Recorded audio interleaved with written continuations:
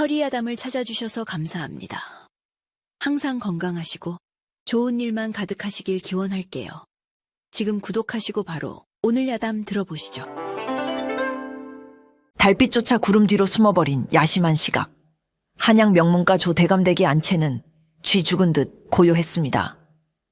모두가 잠든 이 시간, 안방 문이 소리 없이 스르르 열리더니 소복을 입은 여인이 그림자처럼 빠져나왔습니다. 그녀는 이 댁의 며느리이자 혼인한 지 반년 만에 서방을 잃고 청상과부가 된 조여화였습니다. 여화는 굶주린 배를 움켜쥐고 살금살금 부엌으로 향했습니다. 아이고, 배가 등가죽에 붙겠네. 시어머니 눈치 보느라 밥알을 세면서 먹었더니 현기증이 나서 살 수가 있나.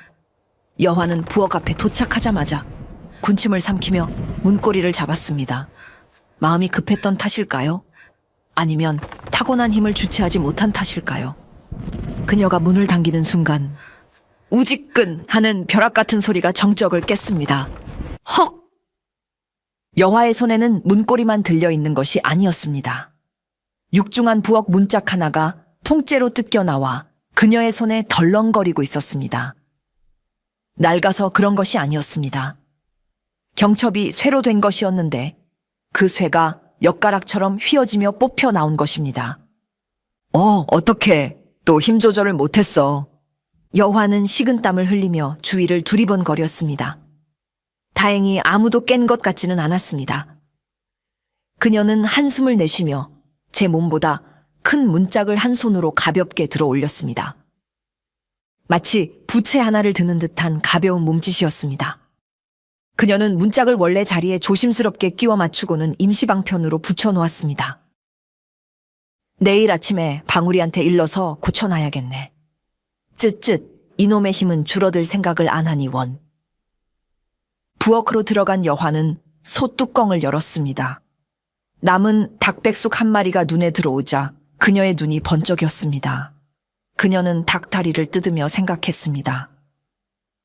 남들이 보기엔 가련한 과부지만 사실 그녀는 태어날 때부터 한구 장사도 울고 갈 괴력을 타고난 여인이었습니다.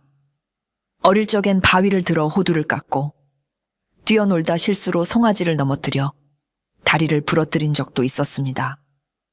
하지만 양반가 규수로서 그 힘은 저주와도 같았습니다. 그녀는 철저히 본색을 숨기고 살아왔습니다. 시집 온 후에는 더욱 그랬지요. 조신하고 연약한 며느리를 연기하느라 그녀의 속은 숯검정처럼 타들어가고 있었습니다. 닭뼈까지 오드득 씹어먹으며 여화는 달을 보며 한탄했습니다. 아이고, 내 팔자야. 장군으로 태어났으면 나라라도 구했을 텐데 과부가 되어 부엌 문짝이나 뜯고 있다니. 다음 날 아침 여화는 다시 청초한 며느리로 돌아왔습니다. 시어머니 문안 인사를 드리러 가는 그녀의 걸음걸이는 나비처럼 사뿐거렸습니다. 하지만 그녀의 속마음은 딴판이었습니다. 온몸이 쑤시고 근육이 비명을 지르고 있었기 때문입니다. 아가, 안색이 안 좋구나. 어디 편치 않으냐? 시어머니의 걱정 어린 물음에 여화는 소매로 입을 가리며 가냘픈 목소리로 대답했습니다. 예, 어머니. 밤새 서방님 생각에 잠을 못 이루어서. 물론 거짓말이었습니다. 그녀의 몸이 쑤시는 이유는 슬픔 때문이 아니라 넘치는 힘을 발산하지 못해서 생긴 근육통 때문이었습니다. 그녀의 근육들은 무거운 것을 들고 달리고 부수고 싶어 안달이 나 있었습니다. 가만히 앉아서 수만 놓고 있으려니 몸 안의 기운이 역류하여 병이 날 지경이었지요. 밤이 되자 여화는 더 이상 참지 못하고 몰래 담을 넘었습니다. 그녀가 향한 곳은 인적 드문 뒷산이었습니다. 소복 위에 검은 장옷을 걸친 그녀는 산 중턱에 이르자마자 눈에 보이는 아름드리 나무 하나를 붙잡았습니다. 으라차차차. 여화가 기압을 넣으며 나무를 끌어안고 힘을 주자 땅이 울리며 뿌리 깊은 나무가 우드득 소리를 내며 뽑혀 올라왔습니다. 흙먼지가 일고 산새들이 놀라 날아갔습니다. 여화는 뽑은 나무를 다시 제자리에 꾹꾹 눌러 심어주고는 이번에는 집채만한 바위를 들어 올렸다 내렸다 하며 앉았다 일어나기를 반복했습니다. 이제 좀 살 것 같네. 이마에 땀이 송골송골 맺히자 꽉 막혀있던 혈이 뚫리는 기분이었습니다. 남들은 보약을 먹어야 기운이 난다는데 여화는 이렇게 힘을 써야만 비로소 숨통이 트였습니다. 세상 천지 나 같은 여인이 또 있을까? 힘은 장사인데 쓸 데가 없으니 밤마다 산에 올라 나무나 괴롭히는 신세라니. 그녀는 바위 위에 걸터 앉아 자신의 단단한 팔뚝을 주물렀습니다. 겉보기엔 가늘고 하얀 팔이었지만 힘을 주면 쇠몽둥이처럼 단단해지는 그 팔이 때로는 원망스럽고 때로는 자랑스러웠습니다. 그때 숲속 깊은 곳에서 심상치 않은 기운이 느껴졌습니다. 짐승의 냄새, 그것도 아주 크고 위험한 놈의 냄새였습니다. 바스락거리는 소리와 함께 숲의 나무들이 양옆으로 쓰러졌습니다. 그리고 어둠 속에서 거대한 그림자가 나타났습니다. 거대한 반달가슴 곰이었습니다. 놈은 입가에 피를 묻히고 있었는데 아마도 마을의 가축을 잡아먹고 내려오는 길인 듯했습니다. 소문으로만 듣던 식인 곰이었습니다. 보통의 여인이라면 비명을 지르며 기절했겠지만 여화의 눈은 오히려 반짝였습니다. 오호라, 이게 누구신가? 여화는 도망치기는커녕 자리에서 일어나 옷매무새를 다듬었습니다. 곰은 눈앞에 조그만 인간을 보고 코웃음을 치듯 콧김을 뿜어냈습니다. 한 입거리도 안 되는 먹잇감이라 생각했겠지요. 곰이 뒷발로 일어서며 포효했습니다. 그 소리가 어찌나 큰지 산천이 울릴 정도였습니다. 크앙! 곰이 앞발을 휘두르며 여화에게 달려들었습니다. 그 발톱에 스치기만 해도 뼈와 살이 분리될 위력이었습니다. 하지만 여화는 피하지 않았습니다. 잘 만났다.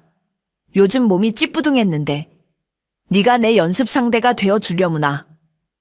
여화는 곰의 품으로 파고들었습니다.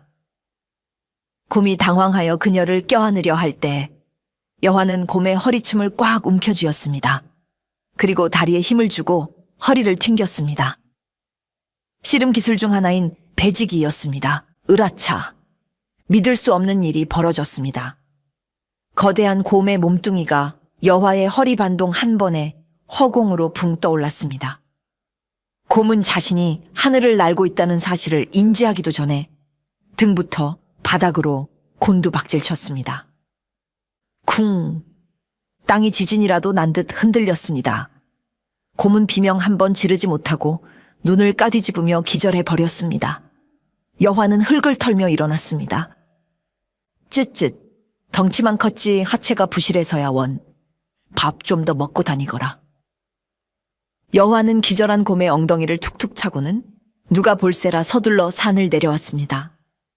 그녀의 발걸음은 그 어느 때보다 가벼웠습니다. 오랜만에 손맛을 본 덕분이었습니다. 다음 날 아침 관아는 발칵 뒤집혔습니다.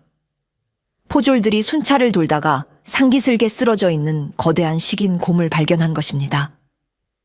곰은 아직 숨은 붙어 있었지만 꼼짝도 하지 못하고 신음만 흘리고 있었습니다. 한양에서 파견된 종사관 서윤이 현장에 도착했습니다. 그는 날카로운 눈매와 명석한 두뇌를 가진 수사관으로 최근 이 지역에 출몰하는 도적대를 소탕하기 위해 내려와 있었습니다. 서윤은 곰의 상태를 면밀히 살폈습니다. 이상하군. 창이나 화살에 맞은 상처가 없어. 그런데 곰이 왜 이러지? 서윤이 곰의 등뼈를 만져보더니 미간을 찌푸렸습니다. 척추가 강한 충격에 의해 어긋나 있다. 이건 마치 높은 곳에서 떨어졌거나 누군가 엄청난 힘으로 땅에 매다 꽂았을 때나 생길 수 있는 상처야. 옆에 있던 포졸이 웃음을 터뜨렸습니다. 에이, 종사관 나리, 농담도 잘하십니다. 호랑이도 때려잡는다는 이 곰을 누가 매다 꽂습니까? 그냥 발을 헛디뎌 굴러떨어진 거겠지요. 아니야, 굴러떨어진 상처와는 달라. 이건 누군가가 이 곰을 제압했다. 그것도 맨손으로. 서윤의 눈빛이 진지해지자 포졸들도 입을 다물었습니다. 서윤은 주변을 둘러보다가 풀숲에 떨어진 무언가를 발견했습니다. 붉은색 비단 댕기였습니다. 여화가 힘을 쓰다 흘리고 간 것이었지요. 비단 댕기? 여인의 물건인데. 서유는 댕기를 집어들고 곰곰이 생각에 잠겼습니다. 이 산중의 여인이, 그것도 이렇게 고운 댕기를 매는 양반과 여인이 밤중에 올 리가 없었습니다. 그렇다면 이 댕기의 주인과 곰을 쓰러뜨린 정체불명의 고수는 무슨 관계일까? 이 고을에 우리가 모르는 엄청난 무림 고수가 숨어 있는지도 모른다. 샅샅이 조사해라. 한편 마을의 치안은 날로 흉흉해지고 있었습니다. 산채를 근거지로 둔 흑곰이라는 산적 두목이 이끄는 무리가 호시탐탐 마을을 노리고 있었기 때문입니다. 흑곰은 곰 가죽을 두르고 다니는 거구의 사내로 자신의 힘이 조선 제일이라 믿는 아나무인 격인자였습니다. 어느 날 오후 여화의 몸종인 방울이가 울며 불며 안채로 뛰어 들어왔습니다. 마님, 큰일 났어요. 제 동생 분이가 산적 놈들한테 끌려가게 생겼어요. 뭐라, 그게 무슨 소리냐? 여화가 깜짝 놀라 묻자 방울이는 숨이 넘어가라 사정을 설명했습니다. 산적들이 마을 처녀를 보쌈해 가려고 장터에서 난동을 피우고 있는데 하필이면 장을 보러 갔던 방울이의 동생이 그들의 눈에 띄었다는 것입니다. 관아에 신고는 했느냐? 포졸들이 오려면 한참 걸릴 거예요. 그 전에 놈들이 분이를 데리고 산으로 도망치면 끝장이에요. 마님, 저 좀 살려주세요. 방울이는 여화의 비밀을 아는 유일한 사람이었습니다. 그녀는 여화가 힘을 숨기고 있다는 것을 알기에 지푸라기라도 잡는 심정으로 매달린 것입니다. 여화의 눈썹이 꿈틀거렸습니다. 그녀는 평소엔 세상 일에 무관심한 척했지만 내 사람을 건드리는 것만큼은 참지 못하는 불같은 성격이었습니다. 감히 내 몸종의 동생을 건드려? 이것들이 간이 배 밖으로 나왔구나. 여화는 자리에서 벌떡 일어났습니다. 방울아, 내 장옷이랑 검은 천 좀 가져오너라. 그리고 시어머니께는 내가 채에서 방에 누워있다고 전해라. 마님? 정말 가시게요? 그럼 구경만 하리? 어서 가져오래도. 여화는 검은 천으로 복면을 만들어 얼굴을 가리고 소매가 넓은 흑장삼으로 갈아입었습니다. 오늘 저놈들 뼈다귀를 추려서 곰국을 끓여주마. 장터는 아수라장이었습니다. 산적 서넛이 방울이의 동생 분이를 자루에 담으려 하고 있었고 마을 사람들은 무서워서 벌벌 떨고만 있었습니다. 이거 놔! 살려주세요. 분이가 발버둥 쳤지만 역부족이었습니다. 산적 하나가 낄낄거리며 분이를 둘러 업으려던 찰나였습니다. 그 더러운 손 치우지 못할까? 지붕 위에서 서늘한 일갈이 떨어졌습니다. 산적들이 고개를 들자 검은 복면을 쓴 누군가가 벼락처럼 뛰어내렸습니다. 여화였습니다. 웬 놈이냐? 계집 아니 사내인가? 여화의 덩치가 크지 않아 산적들은 코웃음을 쳤습니다. 어디서 겁도 없이 끼어들어 이 조그만 녀석이 죽고 싶어 환장했나. 산적 하나가 칼을 뽑아들고 여화에게 덤벼들었습니다. 여화는 피하지 않았습니다. 그녀는 장터 한 구석에 놓여있던 콩을 갈 때 쓰는 큼지막한 맷돌을 한 손으로 집어들었습니다. 이거나 먹어라. 휙. 여화가 맷돌을 던졌습니다. 맷돌은 마치 아이들이 던지는 조약돌처럼 가볍게 날아가 달려오던 산적의 가슴팍을 강타했습니다. 산적은 맷돌과 함께 뒤로 날아가 처박혔습니다. 우당탕! 닭장이 무너지고 깃털이 날렸습니다. 남은 산적들은 입을 딱 벌리고 얼어붙었습니다. 저게 뭐야? 맷돌을 던졌어? 여화는 멈추지 않았습니다. 그녀는 순식간에 거리를 좁혀 산적들의 멱살과 허리춤을 잡았습니다. 너희도 날아보고 싶으냐? 확! 여화는 산적들을 짐짝 던지듯 허공으로 집어 던졌습니다.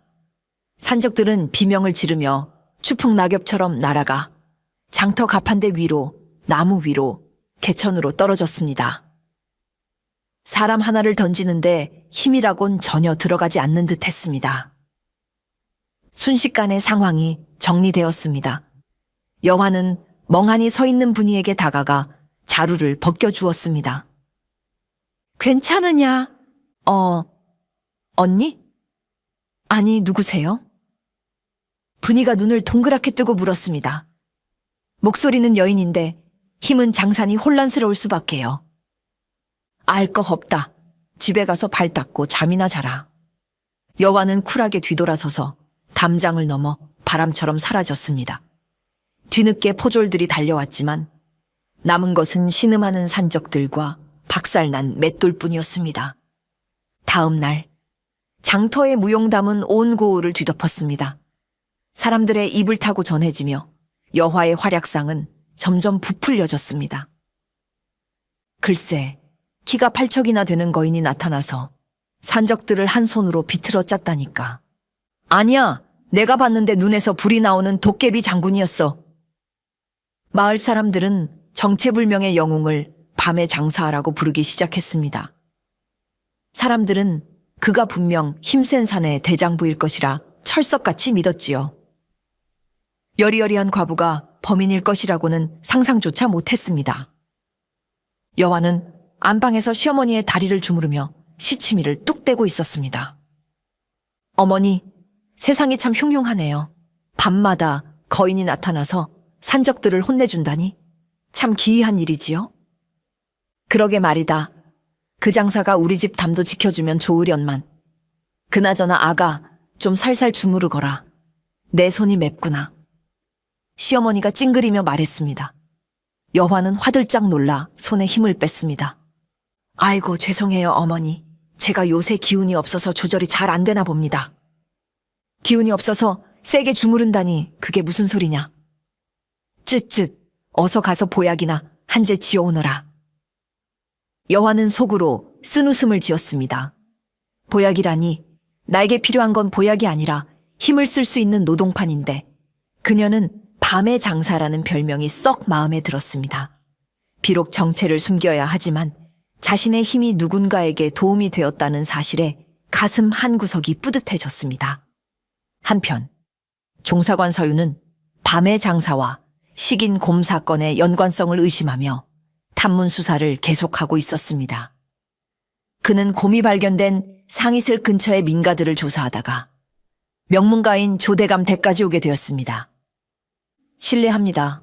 관에서 나왔습니다. 서윤이 대문을 두드리자 방울이가 나와 그를 맞았습니다. 서윤은 안차의 마루에 앉아있는 여화를 보았습니다. 소복을 입고 다소곳이 앉아 자수를 놓고 있는 그녀의 모습은 그야말로 그림 속의 선녀 같았습니다. 바람이 불면 날아갈 듯 청초한 모습에 서윤은 잠시 넋을 잃었습니다. 부인, 혹시 며칠 전 밤에 산 쪽에서 이상한 소리를 듣거나 수상한 자를 보신 적이 있으십니까? 서윤이 얘를 갖추어 물었습니다.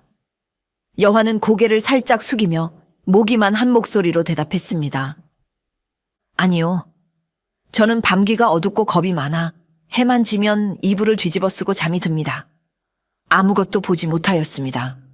서윤은 고개를 끄덕였습니다. 이런 연약한 부인이 밤중에 돌아다닐 리가 없지. 그는 의심을 거두고 돌아서려 했습니다. 그때 여화가 예의상 차를 대접하겠다며 찻잔을 들고 일어났습니다. 그런데 긴장한 탓일까요? 여화가 찻잔을 건네주려다 서윤의 손과 살짝 부딪혔습니다. 앗! 여화는 찻잔을 떨어뜨리지 않으려고 황급히 잔을 꽉 쥐었습니다. 그런데 그 순간 파삭 하는 소리와 함께 멀쩡하던 흙찻잔이 그녀의 손아귀 힘을 이기지 못하고 가루가 되어 바스러졌습니다. 정적이 흘렀습니다. 서윤은 찻가루가 된 잔과 여화의 하얀 손을 번갈아 쳐다보았습니다. 여화의 얼굴이 홍당무처럼 빨개졌습니다. 어머나, 찻잔이 너무 낡았나 봅니다. 호호호. 여화는 어색하게 웃으며 가루를 툭툭 털었습니다. 서윤의 눈이 가늘어졌습니다. 아무리 낡은 찻잔이라도 여인의 악력으로 가루가 될 수는 없었습니다. 부인, 소나귀 힘이 대단하십니다. 아, 아닙니다. 제가 실수를. 서윤은 여화를 다시 보았습니다. 가냘픈 어깨, 고운 선. 하지만 방금 본 그 힘은 무엇이었을까? 서윤의 뇌리의 산에서 주운 붉은 댕기와 눈앞의 여인이 겹쳐지기 시작했습니다. 그는 의심의 씨앗을 품은 채 정중히 인사하고 물러났습니다. 실례 많았습니다. 또 뵙지요. 여화는 서윤이 나가자마자 가슴을 쓸어내렸습니다. 큰일 날 뻔했네. 하필이면 찻잔을 부셔먹다니. 자신의 부하들이 장터에서 밤의 장사에게 당했다는 소식을 들은 산적 두목 흑곰은 분기탱천했습니다. 자존심에 큰 상처를 입은 그는 마을 사람들에게 본때를 보여주고 그 정체불명의 장사를 유인해내기 위한 계략을 꾸몄습니다.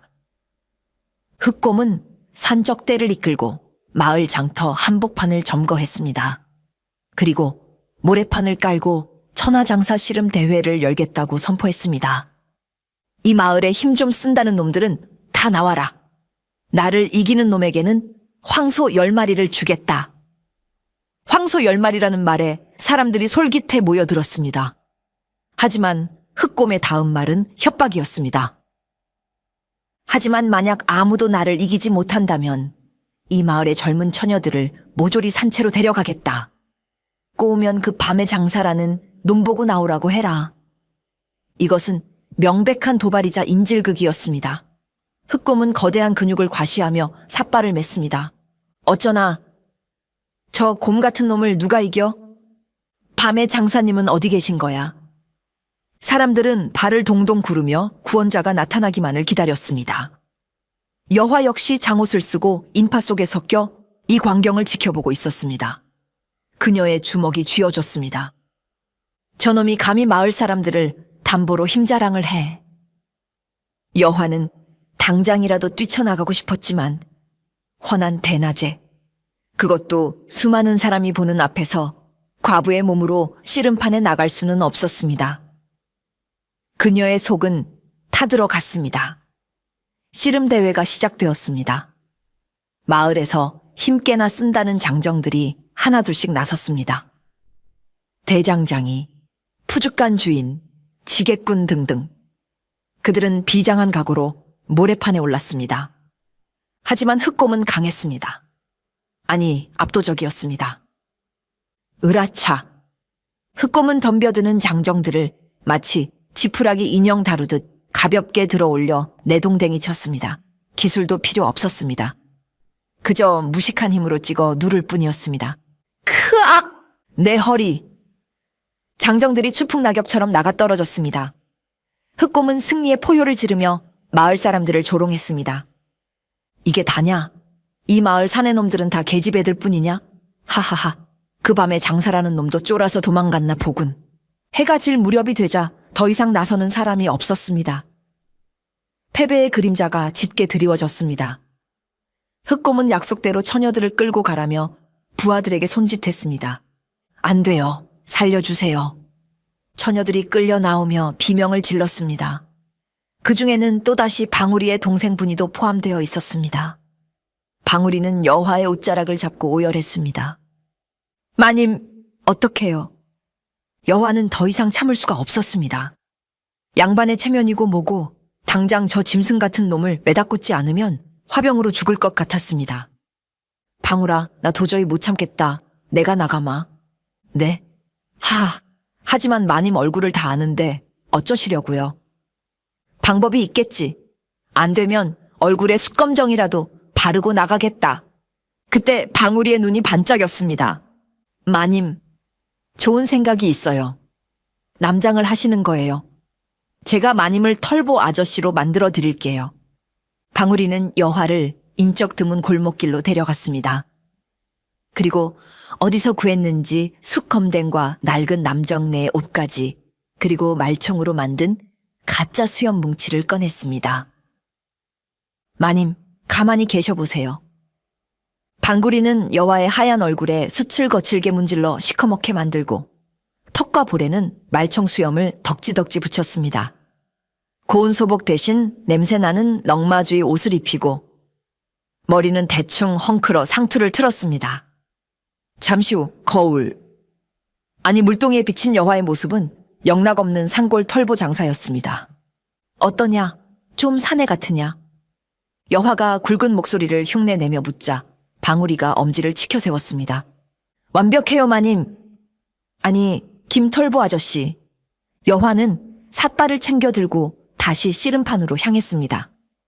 흑곰이 막 처녀들을 끌고 가려던 참이었습니다. 잠깐! 아직 안 끝났소!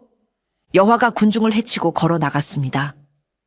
그녀는 일부러 어깨를 으스대며 껄렁하게 걸었습니다. 웬 놈이냐? 흑곰이 멈춰서서 여화를 훑어보았습니다. 시커먼 얼굴에 털북숭이 수염, 왜소한 체격. 누가 봐도 거짓골을 한 볼품없는 사내였습니다.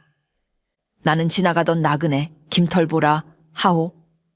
황소 10마리가 탐나서 왔소이다. 여화가 당당하게 말하자 흑곰과 산적들은 배를 잡고 웃었습니다. 푸하하, 저런 난쟁이 똥자루만 한 놈이 씨름을 하겠다고. 야, 가서 젖이나 더 먹고 와라. 마을 사람들조차 실망한 기색이 역력했습니다. 저런 약골이 흑곰을 이길 리 없다고 생각했으니까요. 하지만 여화는 아랑곳하지 않고 모래판 위로 올라가 삿발을 맸습니다. 긴 말 필요 없소. 덤비시오. 심판이 징을 울렸습니다. 시작. 흑곰은 여유만만한 표정으로 여화에게 다가왔습니다. 그는 여화의 삿발을 잡지도 않고 그냥 한 손으로 어깨를 밀쳐 끝낼 생각이었습니다. 귀찮으니까 저리 꺼져라. 흑곰이 여화의 어깨를 툭 밀었습니다. 그런데 여화는 바위처럼 꿈쩍도 하지 않았습니다. 흑곰의 손이 밀려난 것이 아니라 오히려 흑곰의 몸이 튕겨나가는 듯한 느낌이었습니다. 어라? 흑곰은 당황했습니다. 다시 한번 힘을 주어 밀었지만 여화는 뿌리 깊은 나무처럼 모래판에 박혀 있었습니다. 힘이 그게 다요? 아침을 굶었소? 여화가 굵은 목소리로 비아냥거렸습니다. 흑곰의 얼굴이 불그락푸르락해졌습니다. 이 쥐방울만한 놈이. 흑곰은 제대로 자세를 잡고 여화의 삿발을 움켜쥐었습니다. 그리고는 자신의 주특기인 들배지기를 시도했습니다. 으라차 하며 여화를 들어 올리려 했지만 여화의 엉덩이는 모래판에서 한 치도 떨어지지 않았습니다. 마치 땅과 한 몸이 된 것 같았습니다. 무거워. 흑곰은 식은땀을 흘렸습니다. 겉보기엔 말라깽이인데 체감 무게는 황소보다 더 무거웠습니다. 구경하던 사람들의 웅성거림이 잦아들고 긴장감이 감돌기 시작했습니다. 이제 내 차례요. 여화가 씩 웃었습니다. 수염 사이로 하얀이가 번쩍였습니다. 그녀의 작은 손이 흑곰의 굵은 삿발을 단단히 틀어쥐었습니다. 준비하시게. 꽤 높이 올라갈 테니. 여화는 깊게 숨을 들이마셨습니다. 단전에서부터 뜨거운 기운이 솟구쳤습니다. 합! 기합과 함께 여화가 허리를 튕기자 거대한 흑곰의 몸이 깃털처럼 가볍게 허공으로 솟구쳤습니다. 꽉! 흑곰은 자신이 공중에 떠 있다는 사실을 믿을 수가 없었습니다. 여화는 흑곰을 바로 매다꽂지 않고 마치 접시 돌리기를 하듯 그를 머리 위로 번쩍 들어 올린 채 잠시 멈췄습니다.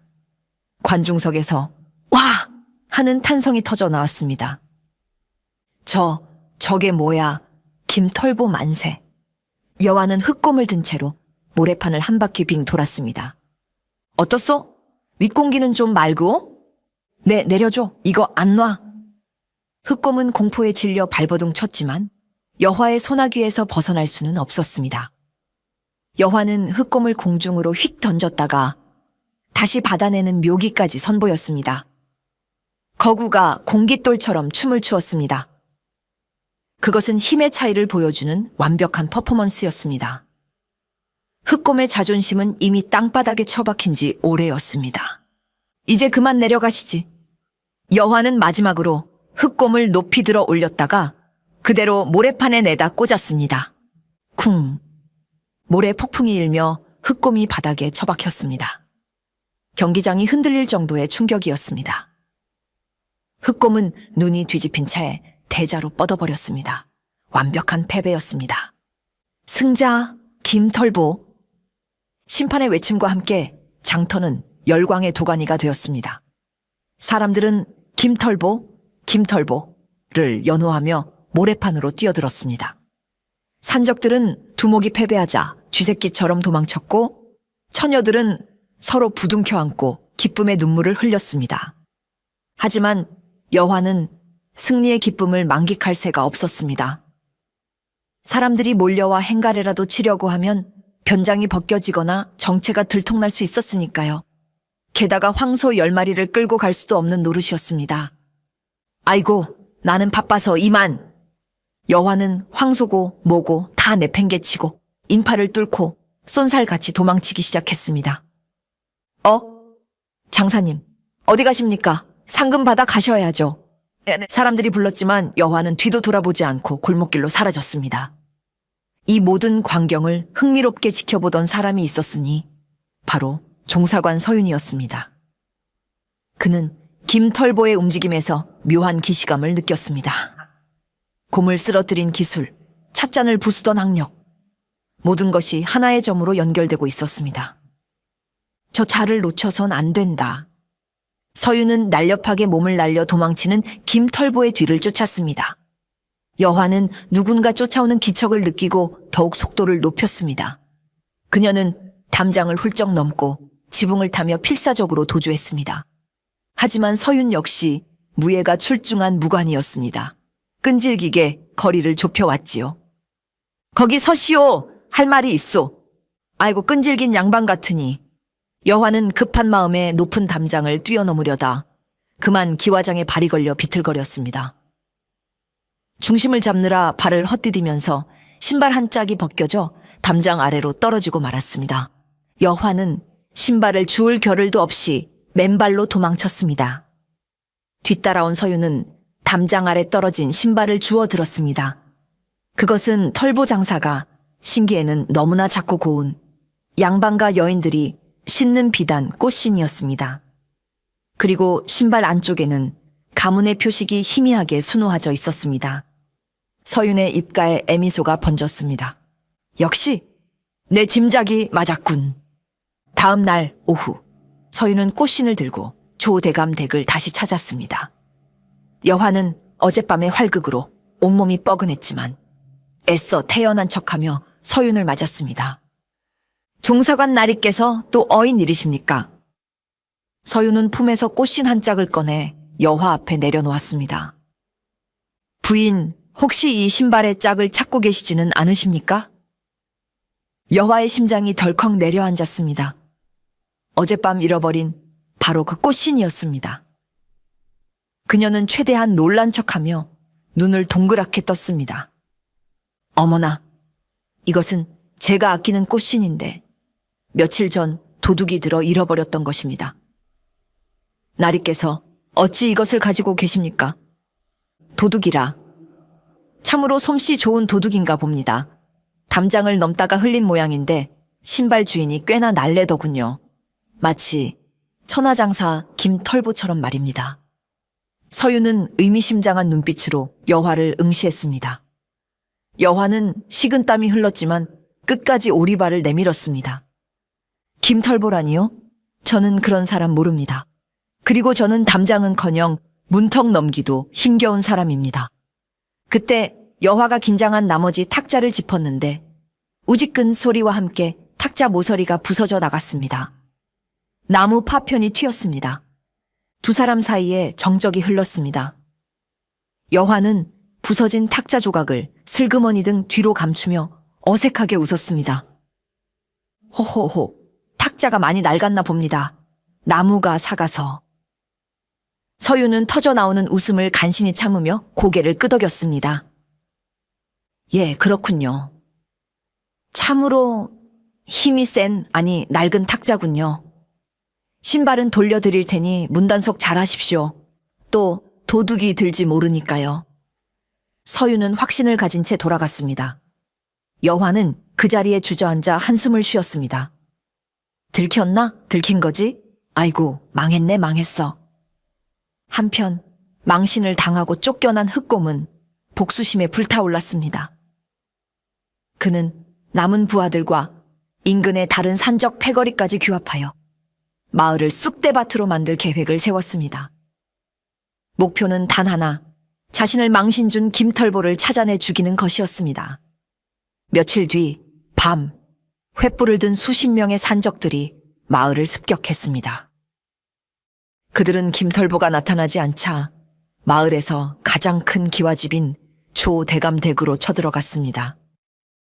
여기가 이 마을에서 제일 잘 사는 집이라며? 다 나와. 산적들은 대문을 부수고 들어와 여화의 시어머니와 몸종 방울이를 마당으로 끌어냈습니다. 여화는 별채에 있다가 소란스러운 소리에 밖으로 나왔습니다. 흑곰이 시어머니의 목에 칼을 겨누고 소리쳤습니다. 이 마을 촌장놈아, 당장 김털보를 불러와라. 안 그러면 이 늙은이와 계집들의 목을 베어버리겠다. 시어머니는 공포에 질려 기절하기 직전이었고 방울이는 울면서 살려달라고 빌었습니다. 여화는 분노로 온몸이 떨렸습니다. 이 짐승만도 못한 놈들이 감히 우리 어머니와 방울이를. 더 이상 정체를 숨길 시간이 없었습니다. 변장할 도구도 시간도 없었습니다. 여화는 결심했습니다. 그래, 들키면 들키는 거지. 내 사람들을 죽게 둘 순 없어. 여화는 소복을 입은 채 맨발로 마당으로 걸어 나갔습니다. 그만해라. 여화의 외침에 산적들의 시선이 집중되었습니다. 소복을 입은 가냘픈 여인이 서 있었습니다. 뭐야, 이 과부댁은? 김털보나 데려오라니까. 흑곰이 비웃었습니다. 여화는 차갑게 가라앉은 눈으로 흑곰을 노려보았습니다. 김털보? 그래, 내가 보여주마. 그 사람이 누군지. 여화는 대문 옆에 세워져 있던 거대한 천하대장군 장승 앞으로 다가갔습니다. 통나무를 깎아 만든 장정 3명이 들어야 할 만큼 무거운 장승이었습니다. 으드득 여화는 두 손으로 장승의 허리춤을 잡았습니다. 그리고 기합과 함께 장승을 땅에서 뽑아버렸습니다. 으라차차! 뿌리째 뽑힌 장승이 여화의 어깨 위에 가볍게 얹혔습니다. 그녀의 소복 소매 사이로 하얗지만 단단한 팔 근육이 드러났습니다. 허억! 흑곰과 산적들, 그리고 인질로 잡혀있던 시어머니와 방울이까지 모두 입을 다물지 못했습니다. 바람 불면 날아갈 듯 했던 며느리가 지금 장승을 몽둥이처럼 들고 서 있는 것입니다. 다 비켜! 다 쓸어버리기 전에! 여화가 포효했습니다. 장군신이 들렸다는 말이 딱 어울리는 기세였습니다. 저 여자가 미쳤나? 죽여! 당황한 흑곰이 부하들에게 공격 명령을 내렸습니다. 산적들이 칼과 창을 들고 덤벼들었습니다. 쾅! 여화는 어깨에 맨 장승을 풍차처럼 휘둘렀습니다. 장승에 맞은 산적들은 그야말로 추풍낙엽이었습니다. 한번 휘두를 때마다 서너 명씩 하늘로 날아갔습니다. 칼이 부러지고 방패가 찌그러졌습니다. 어머니, 고개 숙이세요. 여화는 시어머니와 방울이가 있는 쪽으로 돌진하며 장승으로 길을 텄습니다. 산적들은 공포에 질려 도망치기 바빴습니다. 여화는 순식간에 인질들 앞까지 도달했습니다. 흑곰이 마지막 발악으로 거대한 도끼를 들고 여화에게 달려들었습니다. 이 요물 같은 년, 죽어라! 난 도끼가 여화의 머리를 향해 떨어졌습니다. 여화는 장승을 바닥에 꽂아두고 맨손으로 날아오는 도끼날을 탁 하고 잡아냈습니다. 쇠와 살이 부딪혔는데 쇠가 울리는 소리가 났습니다. 어머니 앞에서 예의를 갖추지 못할까. 여화는 도끼를 잡은 손에 힘을 주었습니다. 우지끈! 강철 도끼날이 여화의 악력에 의해 과자처럼 부서져 나갔습니다. 흑곰은 눈이 튀어나올 듯 놀랐습니다. 너였냐? 김털보가 너였어? 이제 알았냐? 이 둔한 곰탱가. 여화는 흑곰의 멱살을 잡고 그대로 들어올려 마당 한가운데 있는 연못으로 던져버렸습니다. 풍덩! 거대한 물보라와 함께 흑곰은 허우적거렸습니다. 상황은 종료되었습니다. 시어머니는 며느리의 괴력을 눈앞에서 목격하고는 아이고, 맙소사 하며 기절해버렸습니다. 뒤늦게 관군을 이끌고 도착한 서유는 장승을 짚고 늠름하게 서 있는 여화를 보며 감탄 섞인 미소를 지었습니다. 역시 대단한 분이셨어. 산적들은 모두 포박되어 관하로 압송되었습니다. 마을은 다시 평화를 되찾았습니다. 그리고 조대감 댁에는 묘한 변화가 생겼습니다. 여화의 정체는 이제 공공연한 비밀이 되었습니다. 마을 사람들은 그녀를 장군 마님이라 부르며 칭송했습니다. 가장 큰 변화는 시어머니였습니다. 예전엔 며느리 잡는 시어머니였지만 이제는 여화가 숟가락만 들어도 움찔거렸습니다. 얘야, 문은 살살 열어라. 부서질라. 설거지는 방구리 시켜라. 그릇 깨진다. 시어머니는 며느리의 눈치를 보며 극진히 대우해 주었습니다. 여화는 이제 더 이상 힘을 숨기지 않아도 되어서 살만했습니다. 며칠 뒤 서윤이 사복 차림으로 여화를 찾아왔습니다. 부인, 아니 여화 낭자. 서윤은 진지한 표정으로 제안했습니다. 낭자의 그 힘은 하늘이 내린 재능입니다. 부디 그 힘을 나라를 위해 써주시지 않겠습니까? 조정에서 낭자와 같은 인재를 찾고 있습니다. 비밀 요원이나 무관으로 말이죠. 여화는 수줍게 웃으며 찻잔을 들었습니다. 글쎄요, 저는 그저 조신한 며느리로 살고 싶은데요. 그녀의 손에서 찻잔이 또다시 바스락 가루가 되어 흩날렸습니다. 여화와 서유는 서로를 보며 환하게 웃었습니다. 조선 최강의 며느리 조여화. 그녀의 파란만장하고 통쾌한 이중생활은 이제 더 넓은 세상을 향해 열려 있었습니다. 아마도 머지않아 왜구들이나 오랑캐들이 조선의 한 과부에게 혼쭐이 났다는 소문이 들려올지도 모를 일이었습니다.